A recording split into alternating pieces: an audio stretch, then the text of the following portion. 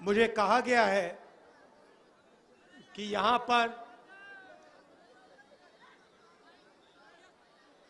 हमारे दलित भाइयों और बहनों की आबादी ज्यादा है। सही कहा है? सही है? आपने अभी मुझे अंबेडकर जी की मूर्ति दी, देखा होगा आपने, है ना? देखा। अंबेडकर जी ने अपनी पूरी जिंदगी किस बात में लगा दी? हां, दलितों को मदद करने के लिए, उनका उत्थान करने के लिए अंबेडकर जी ने अपनी पूरी जिंदगी दी। सही? आपने नरेंद्र मोदी जी का भाषण सुना होगा। कुछ दिन पहले वो कहते हैं हिंदुस्तान में कोई जाति नहीं है, कहते हिंदुस्तान में सिर्फ एक जात है, वो है गरीब। तो जिनको हम दलित कहते हैं, जिनके खिलाफ हर रोज अत्याचार होता है, नरेंद्र मोदी जी कहते हैं देश में दलित है ही नहीं। हर भाषण में कहते हैं मैं ओबीसी हूं, और फिर जैसे ही मैंने जाति जनगणना का सवाल उठाया, जैसे ही मैंने यह कहा कि भैया पता लगाना है इस देश में आदिवासी कितने, दलित कितने, ओबीसी कितने, नरेंद्र मोदी जी कहते हैं मेरी तो जात नहीं है, हिंदुस्तान में जात नहीं है, सिर्फ गरीब है। तो मैं आपको 2-3 आंकड़े देना चाहता हूं, उससे आप समझ जाएंगे हिंदुस्तान में जात है या नहीं।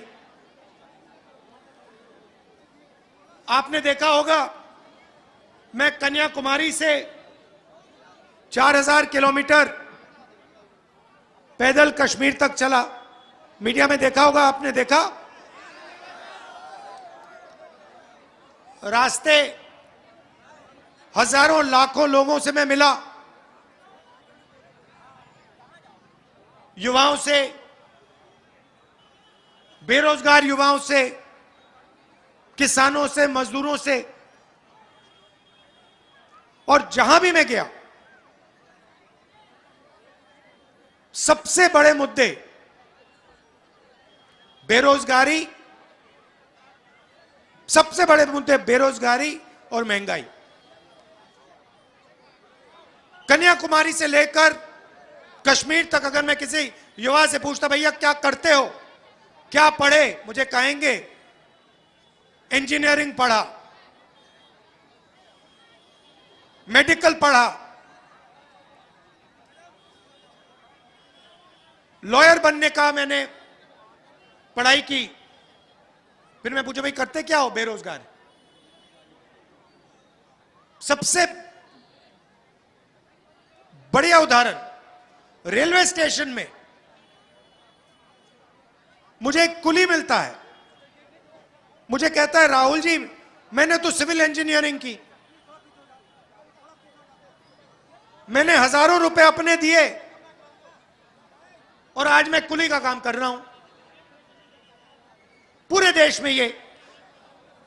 अब बेरोजगार युवा मुझे मिले, मैं उनसे पूछूं भैया तुम्हारी जात क्या है? कोई कहता है मैं ओबीसी हूं, कोई कहता हूं मैं दलित हूं, कोई कहता हूं मैं आदिवासी हूं।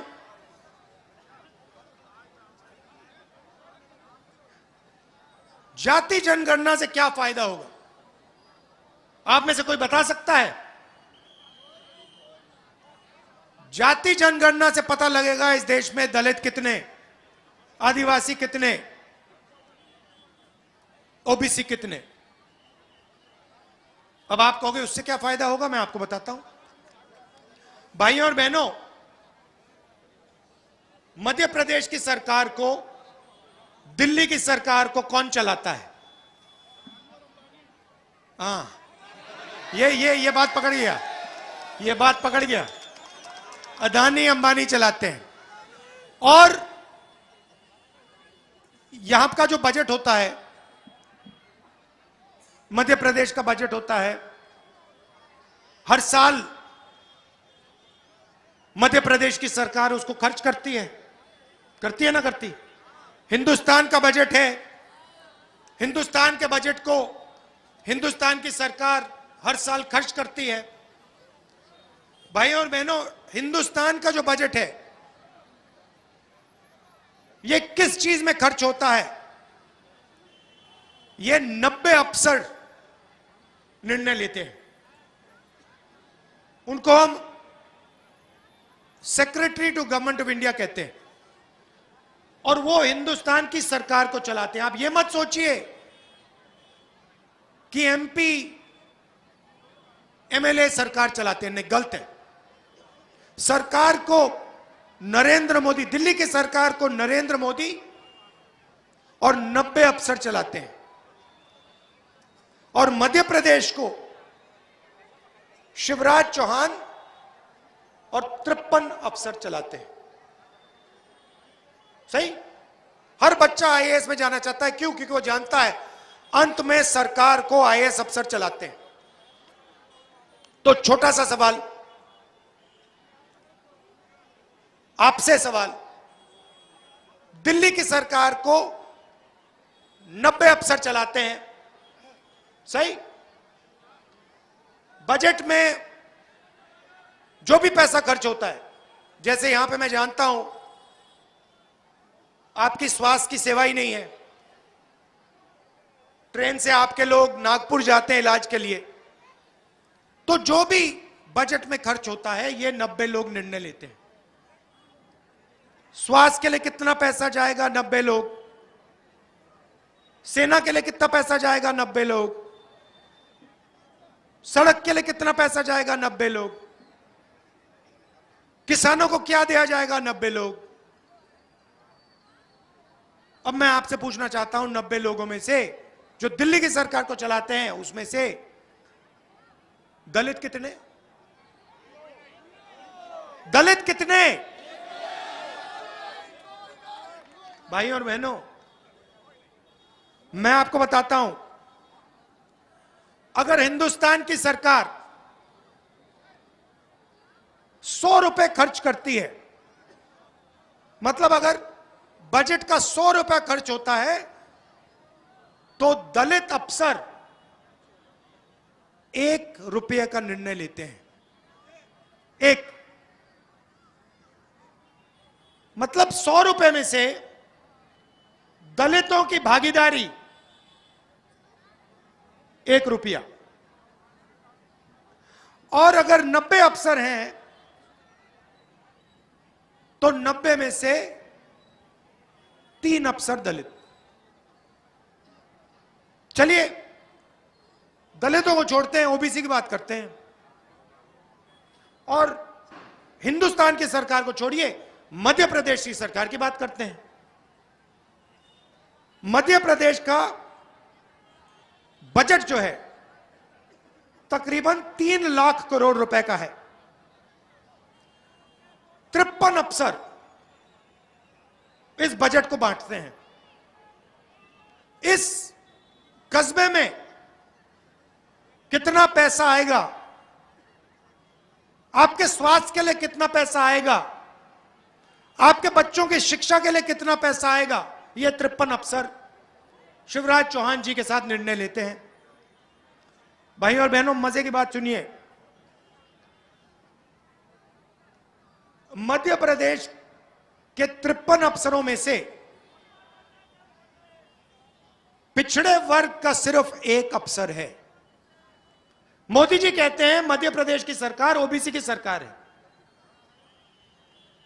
53 अफसरों में से 1 अफसर ओबीसी वर्ग का है।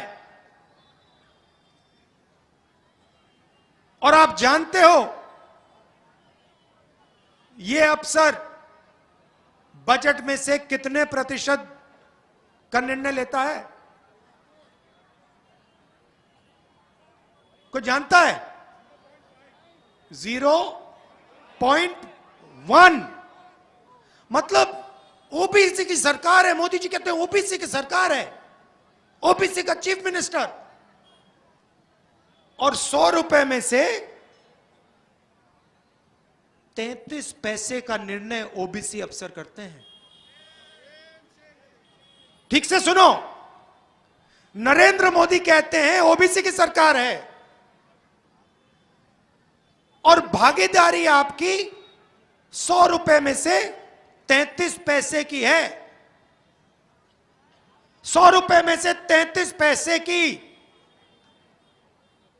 और दिल्ली की सरकार में 100 रुपए में से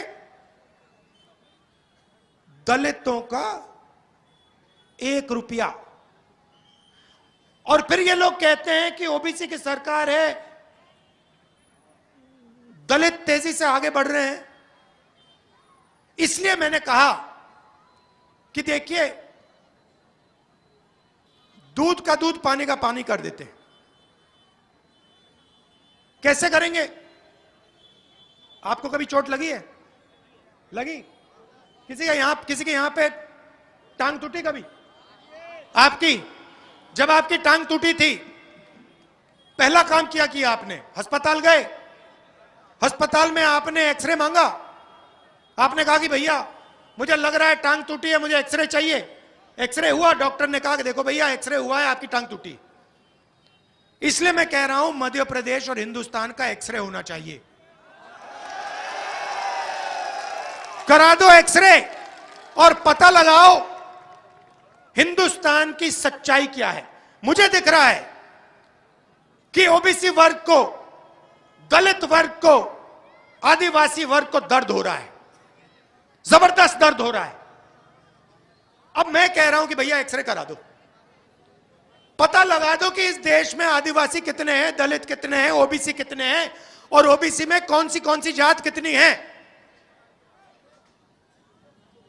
मेरा आपसे सवाल है, आपकी भागीदारी, दलितों की भागीदारी 1% से कम है। क्या आपकी आबादी 1% से कम है? तो जितनी आपकी आबादी है उतनी आपकी भागीदारी होनी चाहिए। जितने पिछड़े लोग हैं उतनी भागीदारी उनकी होनी चाहिए। अब भैया मुझे बताओ, मध्य प्रदेश में पिछड़ों को 53 अफसर में से 1 अफसर मिला है। 100 रुपए में से 33 पैसे ओबीसी अफसर खर्च करते हैं, निर्णय लेते हैं। क्या ओबीसी की आबादी 0.3% है मध्य प्रदेश की? क्या नहीं? Welcome to K-Mall, a premium project by Kaleen Group. K-Mall is in the heart of Kolkata's electronic, garment and lifestyle hub, Khidirpur. K-Mall, which is designed as a world-class mall, is the outcome of endless effort of our experts, combined with modern superb techniques and new age design. Book now